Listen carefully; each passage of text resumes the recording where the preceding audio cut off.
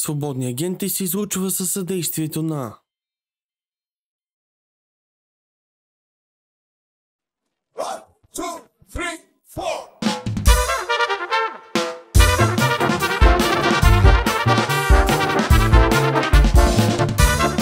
Привет, пичове! Аз съм Гошко, а вие гледате Свободни агенти. Абонирайте се. Между другото, ако имате случайно интерес да рекламирате в подкаста, може да го направите.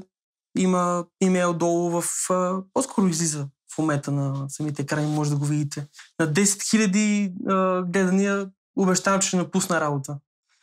Шегувам се, няма да напусна работа. Човекът, който ми гостува днес, в принцип не съм си помислял, че е възможно да ми гостува някога. И стои срещу мен, което е вау. В смисъл, за мен, който е, как да кажа, някакси още не мога да осъзная, че това нещо, което се случва е истина. Пълнил е Ренар Мец.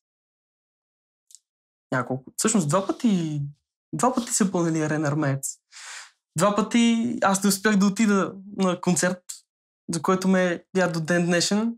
Уважаеми зрители, драги приятели на Свободни агенти, за мен е изключително удоволствие да ви представя Лъчезар Евтимов Лъчо. Лъчо, благодаря, че гостуваш. Добре заварил. Как си? Като вчера, ама днеска. Какво означава като вчера, ама днеска? Ами същото, само да не е различен. Знаеш ли какъв ми беше първият сблъсък с вашата музика? Със сигурност не знаеш, обаче аз съм длъжен да го разкажа. Пети клас, към края на пети клас завършвах. Колко странно звучи, обаче аз съм израснал в някаква степен за вашата музика. Поне вече от малко по-така пети до момента. Продължавам дори да растя. В момента не си много възрастен, щом пети клас си се сблъскал с нас. 23 съм вече. Имаше една ваша песен, която до ден днешен ми е любима. Песента с Дело. Така. И постоянно ми излизаше тая песен като предложени в YouTube. И постоянно ми излиза от юни до август някаква група Скандал. Съм такъв, това е тая група Скандал. Абе, няма да ги слушам сега. Какви си тия? Няма. Нещо се бях заблеял обаче един път и тръгва тая песен. И от тогава до ден днешен не мога да спра да я слушам. Не мога да спра да слушам и вашата музика. Това ми е първият сблъсък с вас. Особено в тази ми е трудно да си го представя това, как някой от 2 и коя година там, 13-14, слуша нещо непрестанно. По-скоро си я пускаш през някакъв определен период от време. Това съм склонен да го повярвам, а да слушаш ежедневно, просто това е лъжа. Не съм самата песен, ежедневно музиката на Скандал и твоята, и на Йони. Аз по принцип съм на някакви фази. Примерно мога да слушам Слави Трифонов един месец. Мога да слушам примерно някакви стари песни на Криско друг месец. Така просто се редуват нещата при мен. Но каквото и да слушам, накрая се връщам към няколко. Скандал, Слави и сръбските рападжи от последните години. И това постоянно се върти при мен. Не знам дали е по някакъв начин да се припознавам в самата музика, да ми допада ритъма или текста. Текстовете със сигурност ми допадат. Аз, поне лично за мен, най-важното е първо текста. След това останалата част. Зависи. Има песни, които текста трябва да е добър и песни, в които текста не трябва да ти пречи. И според зависи настроението на слушателя, той избира какъв от тия типове песни да си избере. Ти в последно време какво слушаш? Нищо. Защо? Как стигаш до това? Ами в един момент се изморяваш. В един момент не ти е приятно да слушаш музика по една или друга причина. Дали си се пренаситил, дали имаш нужда малко от тишина, дали в момента не можеш да откриеш нещо, което да ти хареса, да те изненада, да е различно, в същото време да е готино за слушане. И имам периоди, в които по няколко месеца Не мога кажа, че не слушам въобще никаква музика, но не си пускам аз целенасочено нещо конкретно. Мога да си пусна радиото в колата, евентуално, ако не ме дразни да го оставя, но така да седна с идеята сега ще слушам музика. Имам периоди, в които не го правя. Те са рядко, в момента е такъв. Между другото, като съм гледал ваши видеа от пътувания за участие, тогава забелязах, че вие реално слушате радио в буса. Мен това, между другото, ми изненада доста. Аз си представях, че примерно отваряте трендинга и търсите нещо ново, нещо различно, което да адаптирате към вашата музика по някакъв начин. Въобще не съм очаквал, че ще слушате радио. Но за мен радиата са много скучни в България. Виж, сега ти като пътуваш, си пускаш местните радиа. И примерно, като си свикнал да слушаш радиата в София, като отидеш, да речем, в Хасково и си пуснеш нещо, което е за там локално, ти е интересно. Относно да слушаме неща и да се опитваме да ги имплементираме в нашата музика, аз не съм фен. Защото мен ми се иска някой да слуша моята музика и той да се опита да имплементира нещо от нея в неговата. И да, може не всеки път да се случват някакви огромни хитове вселенски, но пък аз знам, че моята цел е някой друг да си хареса нещо от мен и да го вкара в неговото творчество, отколкото обратното и то целенасочено. По-скоро, ако се случват такива неща, те са без да е цел. Слушал си нещо и дори без да забележиш си го направил нещо подобно. Или си вкарал елементи от него при те. Това е по-хубаво.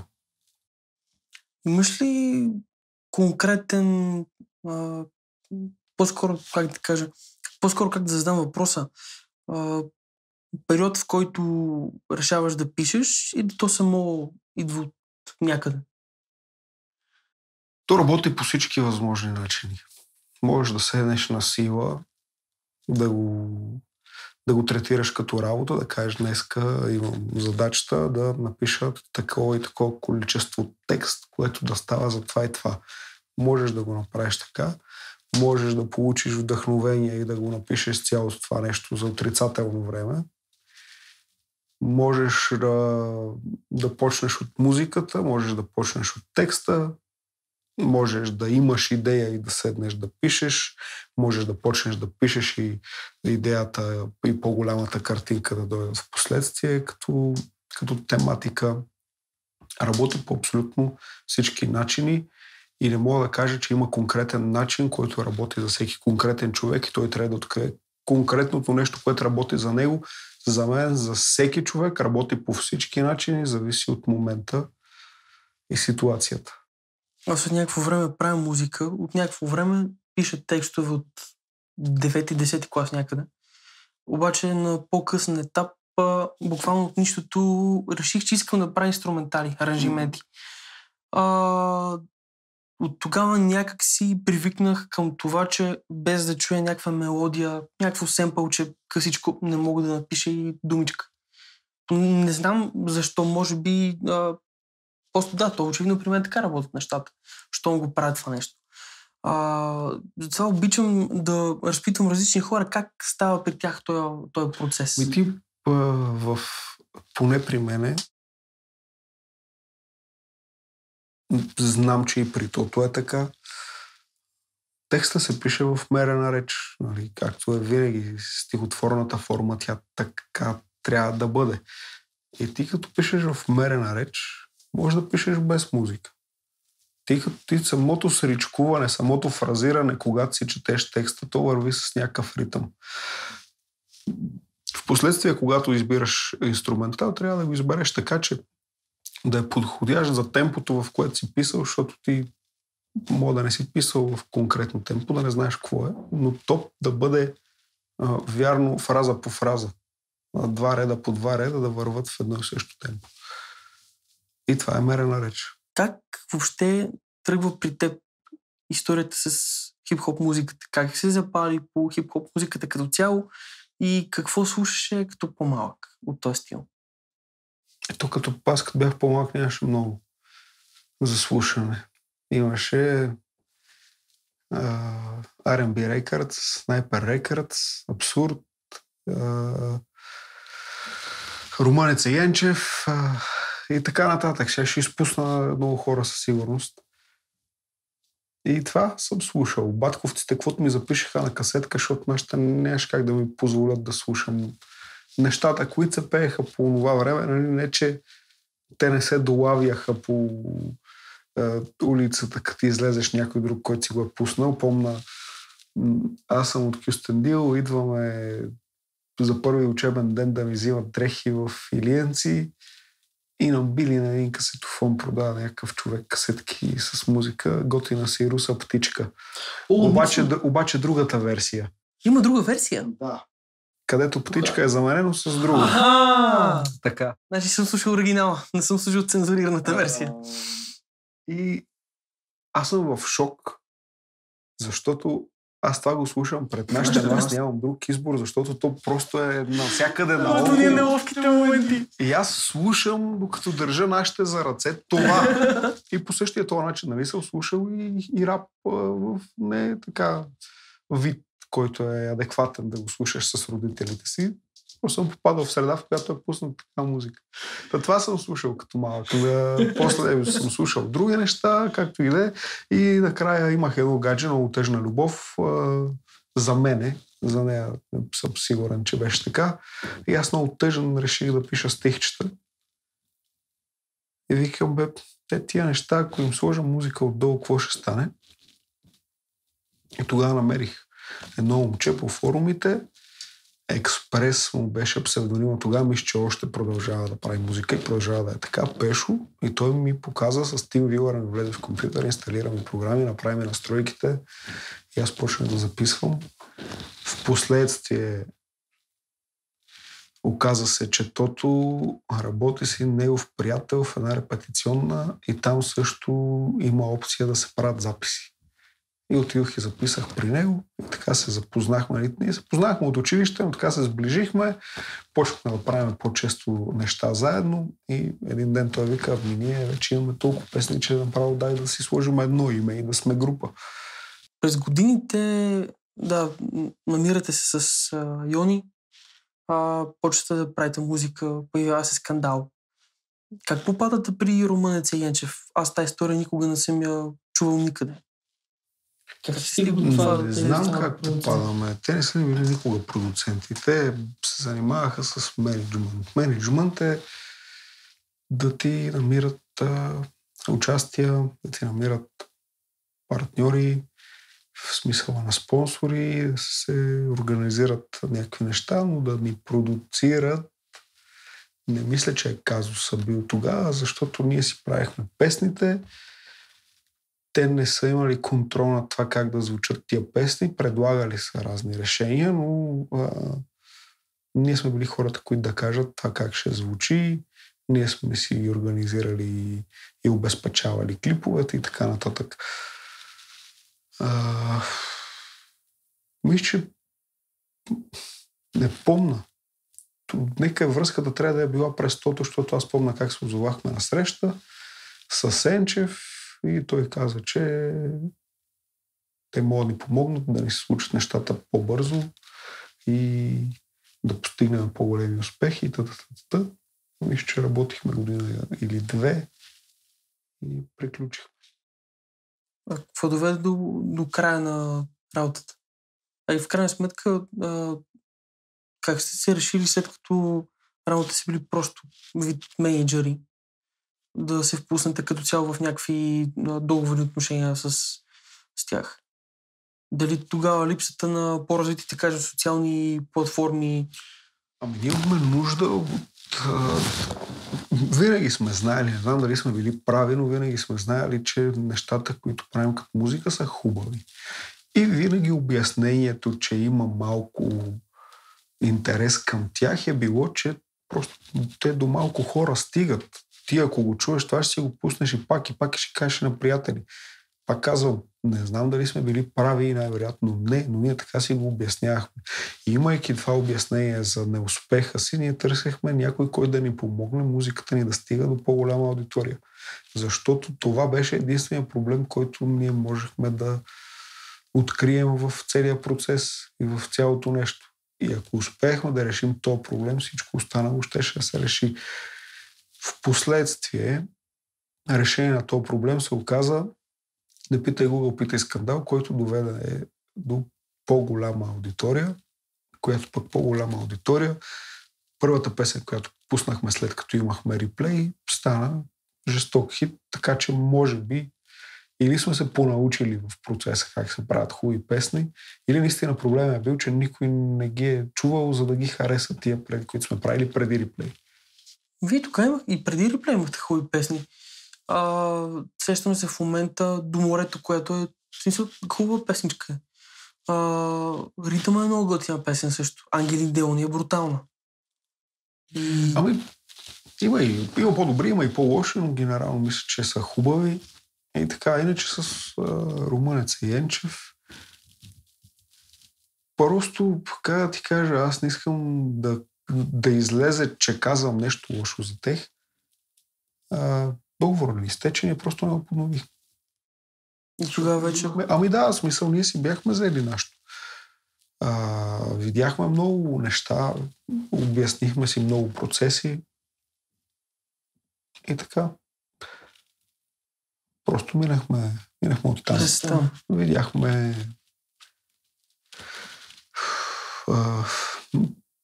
как да ти кажа. Някакви неща, които не са ви харесали. Не, че не са ви харесали. По-скоро не са били вашето. Абе, ние бяхме и много малки тогава. Колко сте били тогава? Може би на моите години в момента. 20-тина. И така. Обаче е някакъв много чаровен период. Естествено, да. Тогава нямаш... Да. Няма някакви, кой знае какви очаквания към тебе от никъде, дори от самия тебе към тебе. И някак си по-лесно се експериментира, по-лесно тръгва във всякакви посоки и много по-лесно си прощаваш простотиите, които си сътворил по този път. Вече като мине известно време, от всякъде идват по-големи очаквания към тебе и то идва и повече напрежение. Докато тогава много бързо минава всичко. В ония период на опит, проба, грешка, мисля, че и ти, и Тото сте го казвали на други места, че такъв е бил, даже Тото при Алпер конкретно се сещам, че тогава е бил някакъв период правите, пускате и не се случва това, което искате да се случи. Как се справяте психически с това нещо? Защото то не е един проект. Те са много проекти и това са много нерви и работа. Тогава просто нямахме възможност и една от причините да правим YouTube беше, че ние не можехме да си позволим да правим песен всеки месец. Още по-малко всяка седмица можехме да си позволим да правим песен, докато клипче за YouTube може да правим всеки ден. Защото то не ни беше обвързано с да идем там, да дадем тия пари, после да се съберем този екип, да отделим това време, да измислим това нещо и после да дадем и тия пари. Пък за да се наложим като лица, ни трябваше да сме по-консистентни, по-често да се появяваме. И може би и самия факт, че ние нямахме възможност да правим нещо по-често и да се сблъскваме с провали по-често поради този факт, ни е спасило от някакви тежки разочарования, филми и това да се откажеме. Не знам. В един момент, какво е било нещото, което да не ви откаже да продължавате да бутате? Защото ти преди малко каза за Хляб и сол, че дълго време сте събирали пари, за да направите тая песен. Обаче Хляб и сол е 2010-та. Останалите песни преди реплея са 2014, 2015, 2016. Вече самите финанси са били най-вероятно е било повече наложително да се плащат. Имам при по-висока сума. Ама то минават годините и ти можеш да си позволяваш и да даш по-високи суми. Тогава почнах да пишем и песни за други хора. Поработвали сме разни други неща, имали сме... Нали, то не е нормалното нещо, тъй като имаш 5, 6, 10 песни, нормално имаш и 1, 2, 3, 5 участия някъде, защото ти вече имаш и каталог, който да излезеш и да изпееш. Ти имаш 2 песни, много по-трудно може да си на участие някъде, освен ако нали не са някакъв вселенски хит или вайрал момент или нещо, което всеки очаква да види и да чуе или много ще се радва. Да, преди реплея имали сме много неща, но пак ти казвам, ние не ги правихме толкова начесто, за да може ти всеки... Представи си да се проваляш ежедневно. Ами ние нямахме възможност да се проваляме ежедневно. И просто не се проваляхме ежедневно, защото нямахме такава възможност. Но пак ти казвам, не знам, не съм го анализирал тогава, не знам как, не помня как съм се чувствал, но винаги сме вярвали, че това, което правим е хубаво. И неуспеха му не идва от липсата му на качества и от липсата на качества в нас. Да, може би сме нямали качества на добри маркетинг специалисти и промоутъри, за да ни стигнат нещата до по-далече, но винаги сме вярвали, че правим хубави неща и че ние сме добри в това да правим музика. По начина, по който я правихме. Провала идваше в нашите очи от някъде другаде. И YouTube може би го потвърди или се понаучихме, не знам. Според мен за всяко нещо, малко, в смисъл с талант е малко като при сирането, може би. Трябва му време да озрее.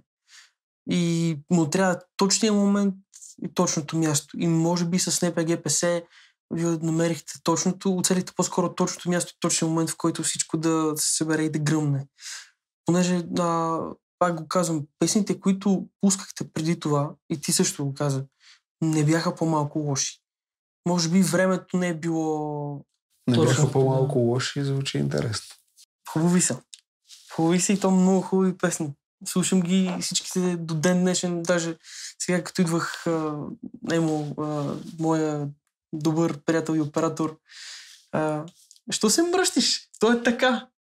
Той ми е снимал горе-долу всички видеа на песни, без последната. Просто се разминахме. Слушах Актуал. Така. Той е дядо. А откъде намерихте той дядо? Той беше комшия на тото тогава и бабата от Къш-Къш. Дядото от Актуал и бабата от Къш-Къш са мъж и жена. Егът. Дано са добре хората, не знам. Много давно беше това. А пък те бяха възрасти. Още тогава. Имаше една твоя песен "Любовта не е вина", която по принцип знам... Ужасно, да. Знам, че ти ще реагираш. След арената бяхте пуснали първата арена. Лайв с Бате Пешо, мисля, че. Да, с Бате Пешо беше в Инстаграм. И ми попада, пускахте дема на някакви песни преди да бъдат издадени. Говорихте, нали, за някакви неща, които сте правили и тогава ти бях писал долу в лайфа за тази песен и тако. Тази песен е ужасна. Да, така е. Но не е лоша песента, има... Не бе, текста, ако го направим на стихотворение, сигурно ще е много хубаво, даже мога да вкара в някой учебник. Но то е отвратително за слушане. Аз тогава не може бе нормалните неща. Сега как да ти кажа, не съм горд от погледнато сега назад. Гадно е. И що да не кажем и да не признаем, да някой... Но той има своята функция. Някой може да го чуе и да каже, па той помни го и то не е могъл. Значи няма страшно и аз ще се науча. Но да, не съм щастлив, че звучи по този начин, но пък то си има неговата функция. По принцип мога да я махна и да я няма в интернет, но нека стои. Няма смисъл според мен да я махаш. Не бе, нека. Просто хората сега ще го гледат най-вероятно и ще очакват нещо много интересно, такова скрито съкровище и то няма да е точно съкровище. И причината да бъде скрито ще е друга, а не че е много ценно. Но нека си търсят и да си намерят. Не го ли гледаш малко от тази гледна точка, че това е просто било някаква стълбичка, която е трябвало да минеш? Така да. Не е лошо, ми харесва, ако трябва да бъда честен текста. И всъщност има ли някаква конкретна... Изпълнението е проблем, но текстът е за един тинейджър адекватен, що годе. Може би. Но да има конкретна причина. Не, аз не съм. Пиша по конкретни поводи, но конкретно тази песен мисля, че си я измислих и смуках си от пръстите някаква ситуация. Такава тъжна и викам, дай да видим аз в тази ситуация как бих се почувствал и какво бих казал и да направя песен, защото трябва да направя песен. Каза, че преди реплей сте бачкали като гострайтери за останали изпълнители. Интересно ми е там как сядаш, казваш си, сега трябва да напиша този текст за еди кое си, за еди какъв си срок от време. Много по-лесно ми беше да пиша за някой друг, отколкото за мене, защото ако не му харесва накрая, той трябва да каже, че не му харесва. И аз пишех свободно, без много да го мисля, защото накрая, ако има проблем, той човек, за когото го правя, ще ми каже: добре, ама това моля да го смениме и това да го правиме, или ще ми кажат: брат, генерално не е това, дай да пробваме друг подход. И аз не нося отговорност, тя си е неговата песен, той каквато си я хареса, тя така ще излезне. Но той носи отговорност и той взима решението за това как ще се случи и как ще звучи. Докато като съм писал за нас и за Скандал, тук имаш един друг вид отговорност, че ти, освен да го напишеш, трябва и да го одобриш. Но пък затова сме и двама. По-лесно е да се бачка в тандем, предполагам, отколкото... Зависи какъв тип играч си. Ние двамата сме били спортисти с тото, играли сме в футбол и може би това до някаква степен не се отразило на предпочитанията и на начина, по който работим. И като си отборен играч, ще търсиш отбор. Защото ако си отборен играч, нямаш отбор, не си играч. Но ти не съществуваш. Ти не фигурираш на карта. Да, има хора, които се справят много добре сами. Аз не се чувствам добре. Не ли скучно да бачкаш сам?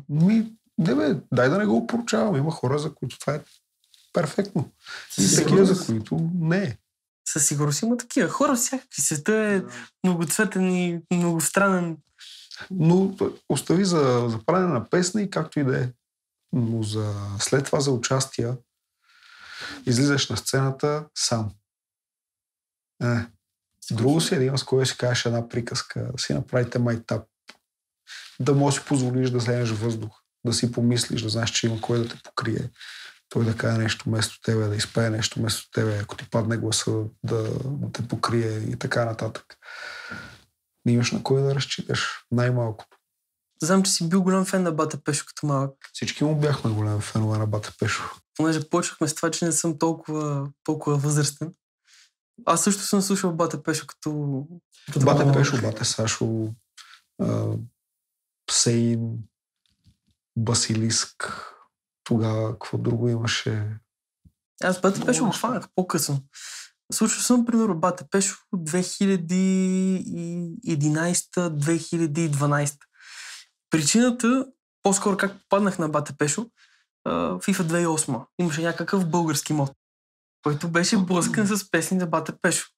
И оттам изключително се заребих по My Friends и Ангели Слесте. Да. Ангели Слесте ми е любимата песен на Бата Пешо ever. Правим от него.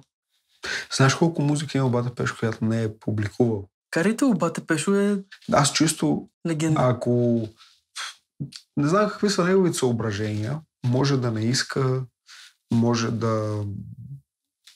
каквото и да е. Но това е потенциал да се изкарат едни прилични пари. Ако се събере целият каталог от уния години, както кажеш, Wolf, My Friends, Ангели Слесте и така нататък, и ги събере, защото той съществува в целия интернет, публикуван от какви ли не профили, той ако ги сложи всички тия неща в един негов профил и си върже там всичките платформи в едно, това е труд, който той е положил и цяло това възнаграждение заслужава да иде при него, а не да е пръснато между всякакви хора, които това си е пиратство. Това, че некога не му се обръща такова внимание, не означава, че не е. Но тази песен не е твоя. Ти си я свалил от интернет и с цялата си наглост си я качил в твоя си профил. И това не е яко. Пешо има силата, като собственик на тия произведения, да ги сложи в един профил и да махне всички останали. И не би трябвало никой да има проблем с това, защото тази музика е на Пешо и да, тя ще бъде в интернет така или иначе. Пешката. Да, с него се запознахме, тото вика, ела ще вода. Те запознах с Пешо, отиваме, Пешо го няма.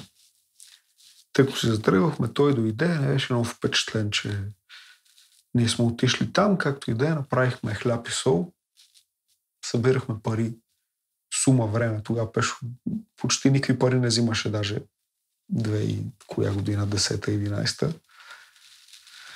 И отидохме да запишеме при него и той да ни направи микс и мастер и от тогава работиме заедно. Бата Пешо е страшен пич.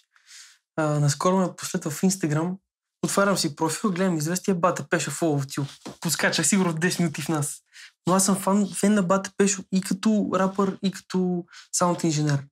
А и другото, което е Бата Пешо от хората, които винаги като ги попиташ за съвет, ще направи всичко възможно да ти отговори на въпроса и да намери решение на проблема. Защото Пешо знае, че ако той ти даде ноу-хау, това не ви изравнява като умения.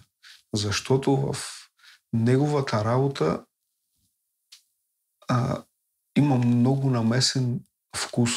И това, дори да знаете едни и същи неща, ти ще го направиш по твоя начин, той ще го направи по неговия.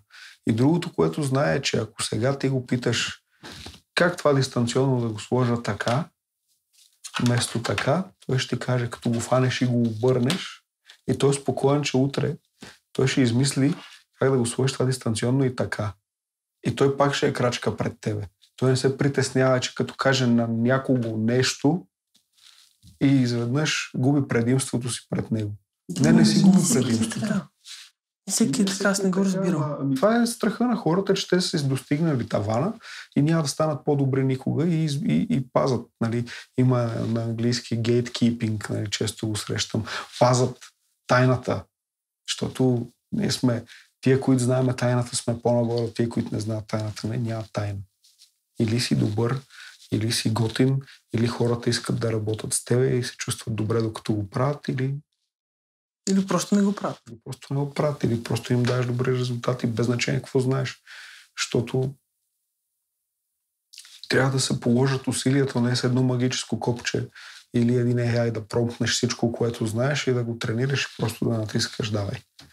Това всеки проект е отделен, различен и иска своето, което ти трябва да го изработиш накрая, така или иначе. Интересно ми е, преди реплей, какъв беше Лъчо тогава? Същия. Виж, не мисля, че реплей или арената, или това, че той е бил в Brother или в което и да друго предаване, или ходенето по дискотеки, или която да е песен сама по себе си, е отговорна за промяната в мене от периода, в който съм бил на 21 до сега. Дори само време да беше изтекло, аз пак ще съм друг човек. Не мога да така, отговаряйки ти на този въпрос по начина, по който ме го задаваш, бих потвърдил, че има някакво конкретно събитие, което е като крайъгълен камък и от тук нататък с нещата се променят. Не имам предвид друго. С тази песен гърмите. Така. Нали, тя е следствие на много години труд, но не питай Google, не питай Скандал, което също е много труд. Мисля, то си изглежда като клипченце в интернет, но не е просто клипченце в интернет. То си е снимане, монтиране, звук. Един път се прави. Стои години наред. Стои години наред. Чисто при теб това накара ли те да си повярваш малко повече, че всичко значи е възможно. Най-накрая се случва нещо, явно може да се случва. Ти сам казваш, че нещата не са от един път. И това, че нещата не са от един път, те кара да ги осъзнаваш, че не е това доказателството, не е този проект или това конкретно нещо доказателството за това, че всичко е възможно. Доказателството за това, че всичко е възможно, ти през целия път получаваш. Всека следваща стъпка те води до някакво нещо, до което стигаш и ти разбираш, но не е така, нали, това се случва и аз разбирам. Значи всичко е възможно. Това се случва, минава време, аз се сещам да си помисля какво е било преди виждам откъде до къде сме стигнали и си казвам, значи всичко е възможно. По начина, по който ми задаваш въпроса, нали, аз това разбирам и така отговарям. Но това, че нали знаеш, ти ставаш известен от един път след 10 години работа. Но за да станеш известен от един път и с една песен, първо трябва да имаш 10 години работа. Има хора, които имат, нали, и възможността, и шанса, и късмета да им се случи наистина. Решава, че ще прави музика, влиза в студио на другата седмица му излиза песента и тотален хит. При нас не беше така. Който пеше тая песен Astronaut in the Ocean. Няма как да знаем каква му е историята. Не, имам предвид, че той гръмна с една песен, но... Той гръмна с една песен, но ние не знаем той колко любовта не вина има преди това. И ти си прав за това. Имаш ли го... В смисъл, как хората почнаха да те възприемат... Не знам кой как ме почна да възприемат. Често ти казвам. Имам пред някакви такива хора, които са били около теб преди и след гръмването на... По един и същи начин са ме възприемали всички винаги в моята представа. Поне тия, които ме вълнува как ме възприемат и които съм бил близък и преди, и след, и по време на... Не мисля, че нещо се е променило. А как се стигна до историята с самата песен? Доколкото съм слушал, тя е била за играта и за Лео. Да. А как я написахте? Как въобще ви дойде? Да, те я поръчахме. Нямахме къде да пишеме по това време. Пишехме в натото колата. Той тогава караше един Spark 4.4. Не. Seat. Това го писахме в Seat. Да, но преди това сме писали много в Spark. Писахме в един Seat Altea. Комби, сив. И бяхме спрели тогава пред училището и... Продължението на епизода очаквайте следващата събота, 14:30, само в канала на Гошко Лошко в YouTube.